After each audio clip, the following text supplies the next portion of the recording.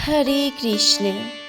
अर्जुन ने भगवान श्री कृष्ण से कहा, हे मधुसूदन, आपने फाल्गुन मास के शुक्ल पक्ष की एकादशी अर्थात आम्ल की एकादशी के बारे में विस्तार पूर्वक बतलाया।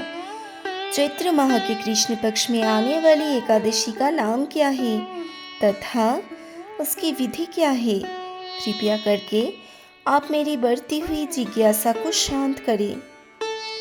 भगवान श्री कृष्ण ने कहा, हे अर्जुन, चैत्र मास के कृष्ण पक्ष की एकादशी को पापमोचनी एकादशी के नाम से जाना जाता है। एक बार की बात है, पृथ्वीपति राजा मंदता ने लोमेश ऋषि से यही प्रश्न किया था जो तुमने मुझसे किया है। अतः जो कुछ भी ऋषि लोमेश ने राजा मंदता को बतलाया वही मैं तुमसे कह रहा हूँ।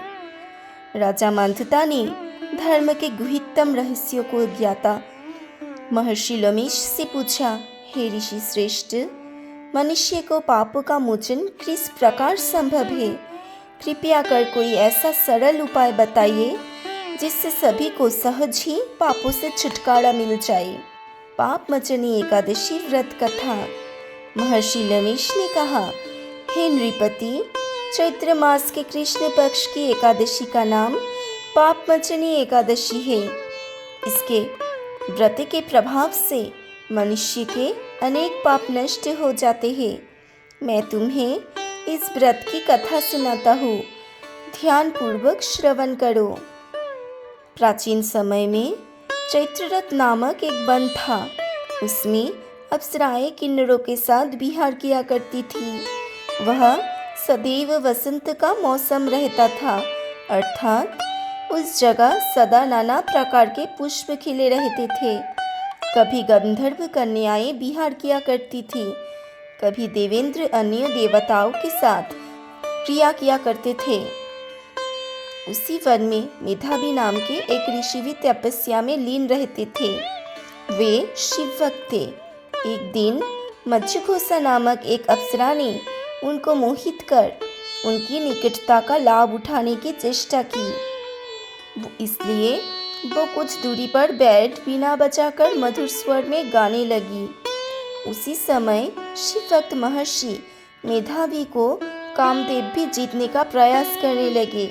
कामदेव ने उस सुंदर अप्सरा के भ्रू का धनुष बनाया, कटाक्ष को उसकी प्रत्युषा बनाई और उसके नेत्रों को मज्जुघोषा अप्सरा का सेनापति बनाया।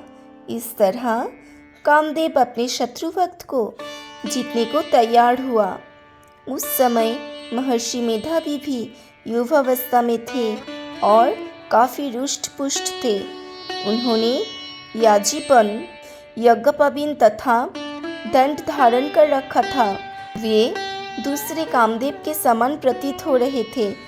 उस मुनि को देखकर कामदेव के वश में हुई मज्जुघोषा ने धीरे धीरे मधुर वाणी में बिना गायन शुरू कर दिया। महर्षि मेधावी भी मज्जुघोषा के मधुर गाने पर तथा उसके सौंदर्य पर मोहित हो गए। वो अप्सरा मेधावी मुनि को कामदेव से पीड़ित जानकर उनसे आलिंगन करने लगी।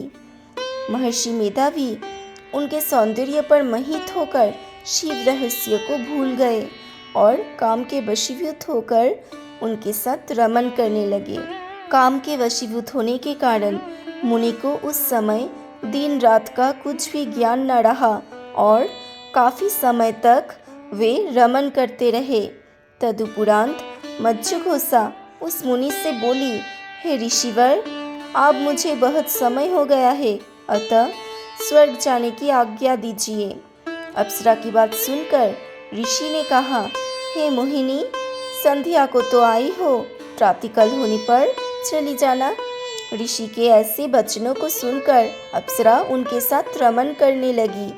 इसी प्रकार दोनों ने साथ साथ बहुत समय बिताया। मज्जुघोषा ने एक दिन ऋषि से कहा, हे विप्र, अब आप मुझे स्वर्ग जाने की आज्ञा दीजिए।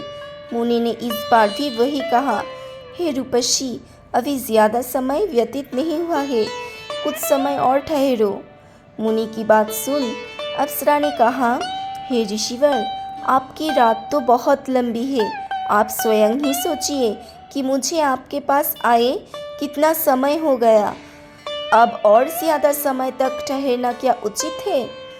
अप्सरा की बात सुन मुनि को समय का बोध हुआ और वो गंभीरतापूर्वक विचार करने लगे। जब उन्हें समय का ज्ञान हुआ कि उन्हें रमन करते 57 वर्ष व्यतीत हो चुके हैं, तो उस अप्सरा को वो काल का रूप समझने लगे। इतना ज़्यादा समय भोग विलास में व्यर्थ चला जाने पर उन्हें बड़ा क्रोध आया। अब वो भयंकर क्रोध में जलते हुए उस तप नाश करने वाली अप्सरा की तरफ भुकुटी तानकर देखने लगे। क्रोध से उनके आधड़ कांपने लगे और इंद्रियां बेकाबू होने लगी। क्रोध से थरथराते स्वर में मुनि ने उस अप्सरा से कहा, मेरे तप को नष्ट करने वाली दुष्टा, तू महापापिन और बहुत ही दुराचारिणी है। तुझ पर धिक्कार है। अब तू मेरे श्राप से पिशाचिनी बन जा। मुनि के क्रोधयुक्त श्राप से वो अप्सरा पिशाचिनी बन गई।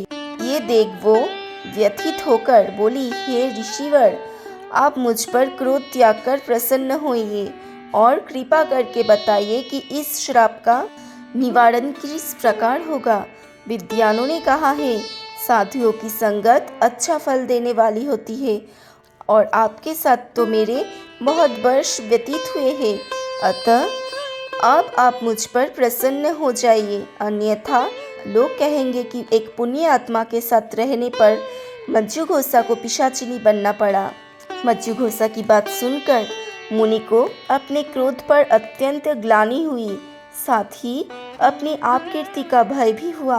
अतः पिशाचिनी बनी मज्जुघोषा से मुनि ने कहा, तूने मेरा बड़ा बुरा किया है, किंतु फिर भी मैं तुझे इस श्राप से मुक्ति का उपाय बतलाता हूँ।